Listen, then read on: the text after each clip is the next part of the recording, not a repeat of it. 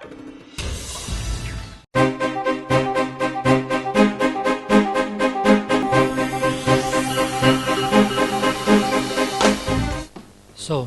good afternoon, everybody. I have the pleasure to, let me say, have a complementary presentation to respect to Virgilio regarding our experiences both sides on passenger car and commercial vehicle regarding natural gas. So, of course, as said by Virgilio, we have a long experiences and what I want to show you is more details regarding technology, and in particular I don't want to bore you regarding the concept, but it's important to emphasize that to reduce the pollutants and also the greenhouse gases, we have to reduce the carbon since the beginning. This means to reduce the content of carbon inside the fuel. So, if you have a look at this picture, it's very simple to understand that if we are able to increase the hydrogen respect to the carbon, as done by natural gas, methanol, biomethane, we achieve one of the most important goal. Of course, we can talk regarding hydrogen, but hydrogen currently is not a fuel, it's just an energy vector. So the choice is to remain on this family of fuel, natural gas, methanol and biomethane. The technologies, our technologies, is very simple after 20 years, of course, to say, to tell you this kind of statement.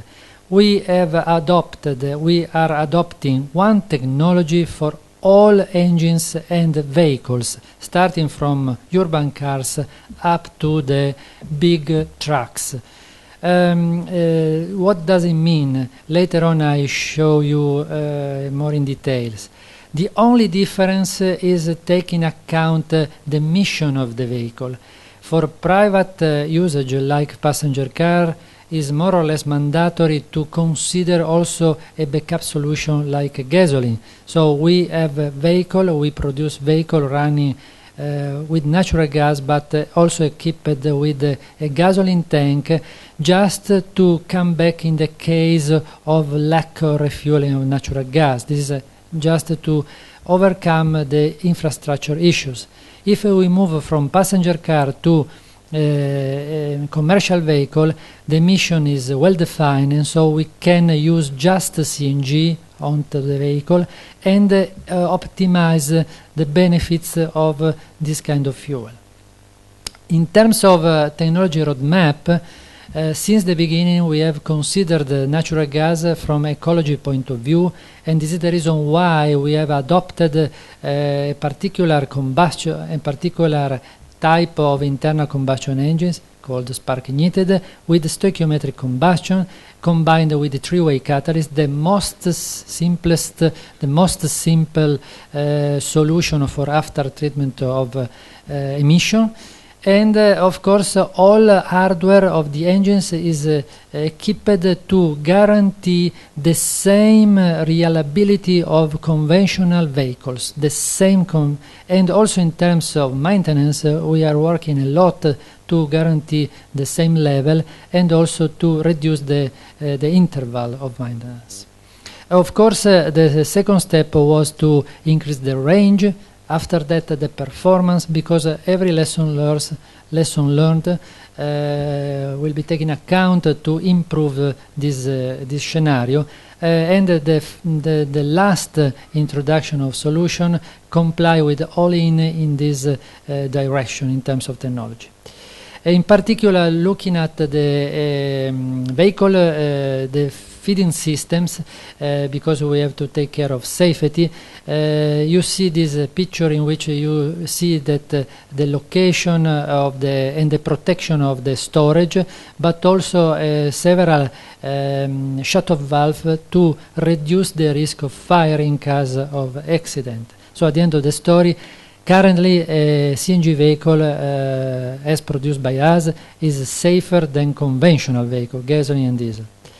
In particular, as mentioned also in other presentation before, also the system mounted in terms of valve mounted onto the tanks is optimized to avoid to consider any risk of accident and remove any risk. So there are devices for high temperature to high pressure, and at the end of the story, in any case of fire or crash, no accident occur in terms of explosions. This picture is just to clarify that the CNG has a lot of advantages with respect to gasoline. Gasoline is the black line, and this radar graph clarify what exceeded the black line means that is better. So better in terms of engine security, in terms of greenhouse gases, environmental reduction of pollutants. We are working a lot to improve the driving range. We are aware that this is good, but we are working a lot till now, and we have solutions also for the next future. Also in terms of performance, we achieved the best solution, and also in terms of total cost of ownership. The remaining gap are the infrastructure, even in countries like Italy, where is well diffused this kind of fuel. Also for the future, this is a roadmap to improve internal combustion engines, targeting 2020 targets for European countries, and we are working on several technologies. This is the upper line, but in the middle you see the progressive adoption of low carbon renewable fuels. In this line is written natural gas. This is true not just for us as OEM, but for several others in Europe.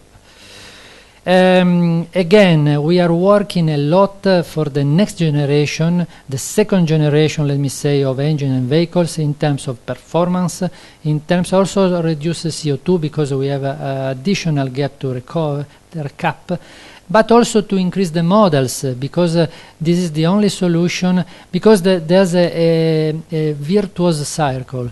If we are able to introduce a new model, we have a leverage to increase the natural gas consumption at the end of the story, to convince who has in their hands the infrastructure to build up a new refueling station. This is the reason why we are working on several areas: policy, customer perception, especially in terms of performance and vehicle range, target imposed by European Commission like 2020 CO2, and also we are working in the direction to, let me say, convince who has in the hands the infrastructure to increase the refueling station, because this is another key point. Moving to the features, I don't want to emphasize the benefits of natural gas, because at the same time natural gas is able to reduce CO2 and pollutants. This is not true for conventional fuels, as you can see in this picture. We have also several scenarios that demonstrate the capability in the case of removal of oldest diesel vehicle or gasoline vehicle, that we have a very impressive improvement, especially in terms of particulate matter and NOx in the very congested urban areas. Another message is regarding the number of vehicles in Europe running in alternative way, in alternative propulsion. If you see 700,000 natural gas respect to the total number of electric vehicles, means that our capability was to introduce this solution, natural gas I mean, and to have 3 times the benefits in CO2 saving respect to electric. This is another important point. An electric vehicle is clean if the number of vehicles sold is significant. Otherwise, it's just an exercise, it's just a demo. For us, natural gas is not a demo, it's a reality, and we want to improve in this direction. This chart has been already shown. I don't want to skip it. Just to the messages that Biomethane is a CO2-free fuel competing with the electric vehicle when the electricity is produced by renewable sources. Another important point is the range of the vehicle and the storage systems. In our vehicle is allocated, is mounted underneath. This is improve the stability of the vehicle and reduce any risk of accident. In terms of safety, this is coming from EPA, US EPA evaluation. Natural gas is even better than gasoline and competing with the diesel in terms of best in terms of safety. And I want to show you the facts, matter of facts in terms of safety. Every kind of vehicle, new model that we produce is under several tests, like fire test.